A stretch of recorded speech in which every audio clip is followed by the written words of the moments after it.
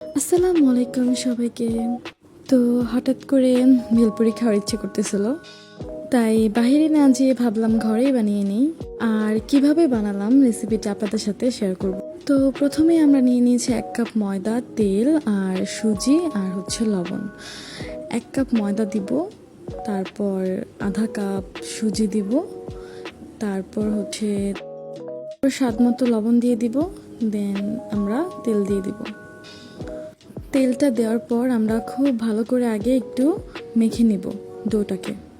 মেখে নেওয়ার পর এমন দেখাবে ডোটা। তারপর আমরা একটু একটু করে পানি নিব আর ডোটাকে মুথে নিব। ডোটা এমনভাবে করতে হবে যেন এটা বেশি শক্তও না থাকে আর বেশি নরমও না হয়ে যায়। তারপর একটা পরিষ্কার কাপড় দিয়ে এটাকে ঢেকে রাখবো। এই ফাঁকে অন্য কাজগুলো করে ফেলি।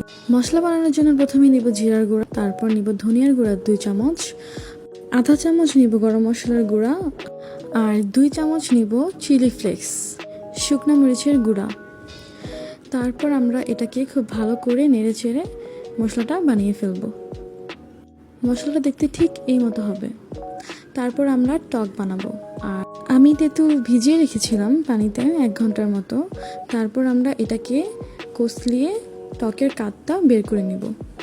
এরকম করে চিপড়িয়ে সব কাতগুলো বের করব টক বানানোর জন্য।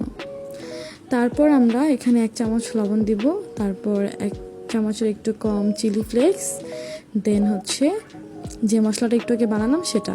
তারপর নাড়াচাড়া দিয়ে আমরা এখানে স্বাদ মতো চিনি দিব মিষ্টি টক বানানোর জন্য।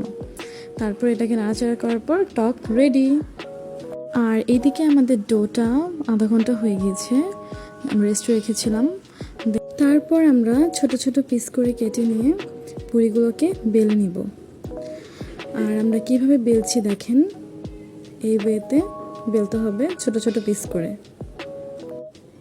আর এমন করে আমরা সবগুলো পুরি বেলে নিব। তারপর একটি হাঁড়িতে তেল দিয়ে হাই হিটে গরম করতে হবে। আর পুরোপুরি গরম হলে পুরিগুলো তেলে ছাড়তে হবে, নয়তো পুরিগুলো ফুলবে না। দেখেন পুরিগুলো ছাড়ার পর কি সুন্দর ফুলে উঠেছে। আর এই পুরিগুলো প্রায় 7 থেকে 8 মিনিটের মতো আমাদের ভাজতে হবে, নয়তো পুরির মতো নেতিয়ে যাবে, খাস্তা ভাবটা আসবে না। এই যে দেখ।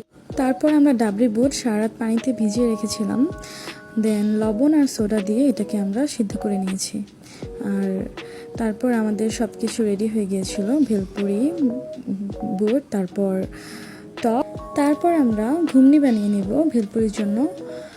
একটা বাটিতে আমরা কতগুলো বুট নিব, আর তারপর এখানে মশলাটা বানিয়েছিলাম সেটা 2 চামচ দিব, তারপর মরিচ কুচি, দেন পেঁয়াজ কুচি, তারপর ধনিয়া পাতা দিয়ে দিব, আর তারপর শসা। তারপর এগুলো দিয়ে আমরা খুব ভালো করে পুরটা মেখে নিব। তারপর আমরা যে পুরিগুলো বানিয়েছিলাম, ঘুগনিগুলো আমরা দিব, দেন যার যেটা ইচ্ছা সেটা দিতে পারেন। আমরা পেঁয়াজ কুচি দিয়েছিলাম, মরিচ কুচি, তারপর শসা দিয়েছিলাম। অ্যান্ড দেন পরিবেশনের পালা।